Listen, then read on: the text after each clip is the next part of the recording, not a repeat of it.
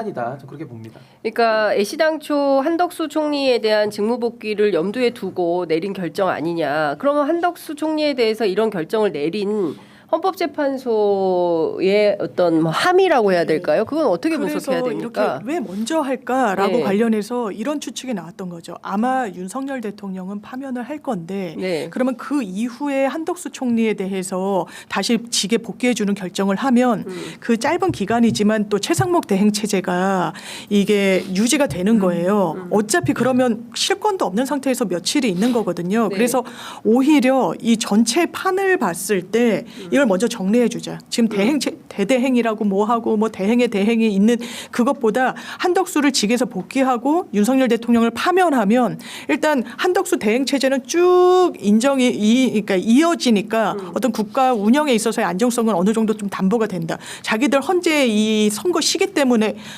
윤석열이 살아오나 마나 뭐 이런 와중에 최상목 그리고 네. 며칠 있다가 다시 뭐 이 한덕수 이것보다는 좀 안정적으로 국정 운영에 기여하는 방향을 고민해서 이렇게 한 게 아니겠느냐라는 해석도 나오는 것 같습니다. 그러니까 저도 뭐 비슷한 생각인데 네. 왜 한덕수 걸 먼저 하느냐. 네. 그리고 왜 이렇게 결정을 쓸 때 결국에는 직을 복귀시켜주는 결정을 한 거 그렇죠. 아니겠습니까? 예.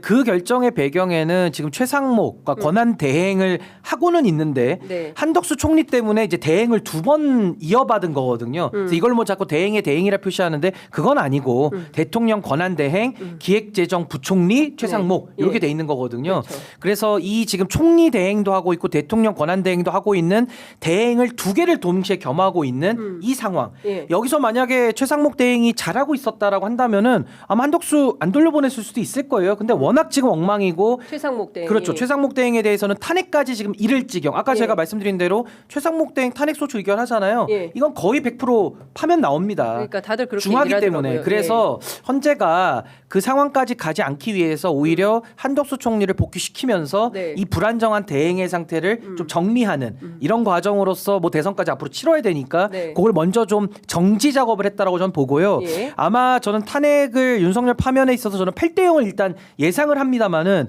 오늘 결정을 통해서 제가 느끼는 바는 약간 김복형 재판관 경우는 조금 달리 판단할 가능성은 좀 있겠다. 좀 그러니까 이런 생각도 좀 듭니다. 그러니까 지금 그 아주 반대하시네요, 이거. 예, 한덕수 총리의 탄핵 심판 결정이 결국에는 윤석열 탄핵 심판 결정에도 상당히 일종의 바로미터다, 네. 리트머스 시험지다 이제 이런 얘기를 했는데 지금 갈갈이 찢어져서 나온 거 아니겠습니까? 5대 2대 1 이렇게 나온 근데 거기 많이 찢어진 때문에 건 아니고 그냥 네. 김복형 재판관만 상당히 이례적인 판단을 한 것이고 그런데 지금- 나머지 둘은 이제 판단 안 해버린 거죠.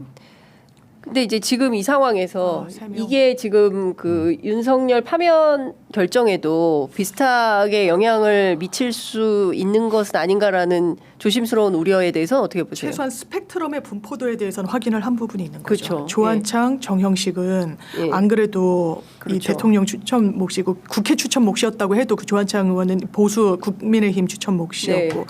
각하라는 건 사실 저는 개인적으로 약간 납득되지는 않지만 네. 그럼 실체에 들어갔을 때 한덕수 총리한테 불리하게 했을 것인가의 물음표는 좀 남잖아요. 어떤 성향상. 그렇죠. 그리고 2명 그리고 예. 김복형 재판관은 저는 이 설시를 보더라도 전혀 이해되지 않아요. 왜냐하면 8대0으로 본인도 임명하지 않은 건 위헌 위법이라고 했는데 여기에서 한덕수 총리가 하지 않은 건 위헌 위법이 아니다. 물론 그런 별개 의견을 낸 부분에 대한 사유는 들어봐야 되겠습니다만 이건 법리적으로 좀 납득되지 않거든요. 네. 요 3명 어떻게 보면 속된 말로 까리하다고 볼 수 있어서 아마 국민의힘에서는 여기에 좀 더 집중해가지고 이것 봐라 이럴 텐데 그럼에도 불구하고 네. 이거 정확히 본다면 2명에 대해서는 실체를 어떻게 할지 가늠하기 어렵고 지금 이 수수는 지금 신 변호사님도 짚어주셨고 저도 전망하는 것처럼 이 국정 운영을 안정적으로 하기 위해서 윤석열 파면을 좀 전제한 이런 스케줄로도 보이는 부분이 있어서 네. 저는 파면은 믿어 의심치 않습니다. 네. 아니 그래서 이게 그동안에 왜 윤석열 파면 결정이 안 나오느냐 왜 이렇게 지체되느냐라고 했잖아요. 네. 저도 뭐 방송 나와서 늘 예상했던 게 안에 지금 2.5명 정도가 반대를 하는 것이다. 뭔가 8대0에 대해서 반대하는 아직도 사람들이 뭔가는 있다. 사유를 한두 개씩은 갖고 오는 거예요. 네. 근데 이제 거기에서 1명 정도가 아주 강하게 반대를 하고 나머지 한 2명은 의견 표시는 안 하지만 약간 뉘앙스적으로는 반대 정도 이래가지고 좀 몇 가지 끌어오지 않았냐 했는데 아마 김복형 재판관이 가장 윤석열 대통령과는 인식이 좀 비슷한 기준을 가지고 좀 판단을 하기 때문에 지금 우리 장미 변호사님 말씀하신 대로 아주 모순적인 판단을 한 거예요.